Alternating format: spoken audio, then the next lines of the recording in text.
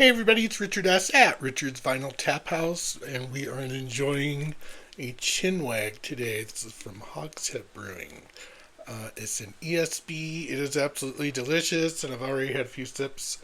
We're going in one more time.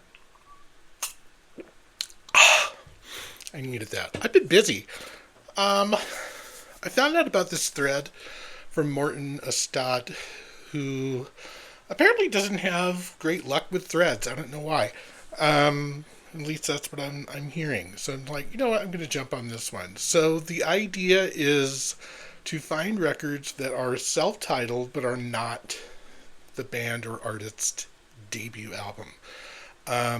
This was tricky. I had to look hard. There were two that came to mind. I checked out some other thread responses to make sure it didn't overlap, but I think I found some good ones. So let's start off with a band from Minneapolis that I kind of grew up with, and they're called Suburbs. This is actually their fourth album, came out in 80 something. Hang on, check my notes here. 1980. God, I can't read my own writing. 86. I think it's self-titled because they had just got signed by A&M to do, a major release, national, and had done 3 albums prior. So this is their 4th album, Suburbs. Played this earlier, and Heart of Gold was, it's not the Neil Young song, but I think it was kind of a minor hit because I remembered hearing that before. So Suburbs. A&M, plain old black vinyl, nothing exciting. But they're kind of punk, funk, mix. They're kind of like the Tubes in a way, but in a way not too. That album is definitely a little bit more commercial than some of their other albums, and the other one I have is called Love is the Law, on Twin Tone Records, which is based out of Minneapolis.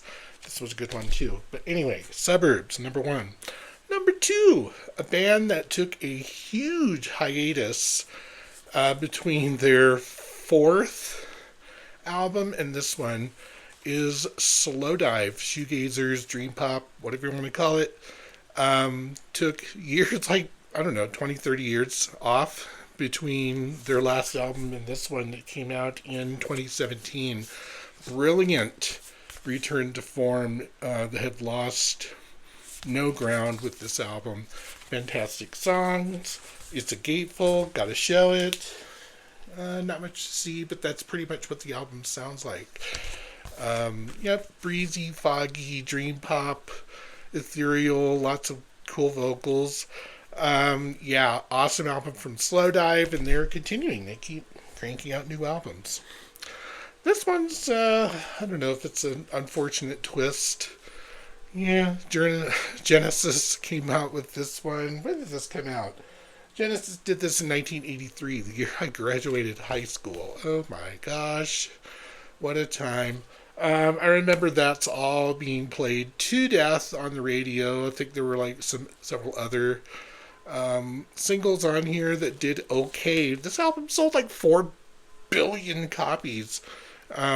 But I was definitely listening to other things than Genesis back in the day this came out. I got into Genesis around the time Duke came out. Apparently a lot of Americans did too. Genesis has a later self-titled album. This guy has several self-titled albums. His first album was self-titled, debut. Second album was called his first name. Later album came out. This guy, Elvis. Elvis Presley's 1973 album is now people call it the Fool album because Fool was the single, the bigger song off of this album. Literally, this is not the original copy that I owned back in the day, but I bought this when I was in 3rd grade. So, I was an Elvis nut back in the day. Fool is on here. Where Do I Go From Here is a rocker. Great little song from him. It's Impossible. Some classics. Don't Think Twice Is Alright. Name the original artist. Elvis, self-titled from 1973. Another guy who think his first album was a solo album. Um, yeah, interesting. Oh well, let's jump into it. It's Sammy Hagar. Sammy had just joined Van Halen. This came out in '87, somewhere around there. Yeah, had just joined Van Halen, and Geffen was kind of like, "Hey, you owe us an album." Well, went into the studio with Eddie and came up with a rather brilliant, I say, solo album, self-titled until MTV did a contest to name it. So it started out as a self-titled album, then it was called. I never really said goodbye. That's what it was.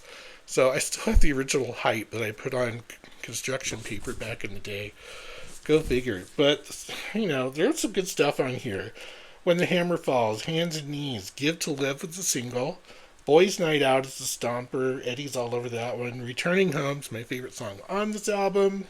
Back Into You. Eagles Fly is like a Sammy staple now. He does that. He did that with Van Halen. The guys would take a break and he'd do a solo thingy. But yeah. So Sammy Hagar's self-titled from mid career? I guess so. Last but not least, this is one of the first ones that came to mind when I was thinking about this, and I couldn't remember if it was, their only self-titled album, but I think it is.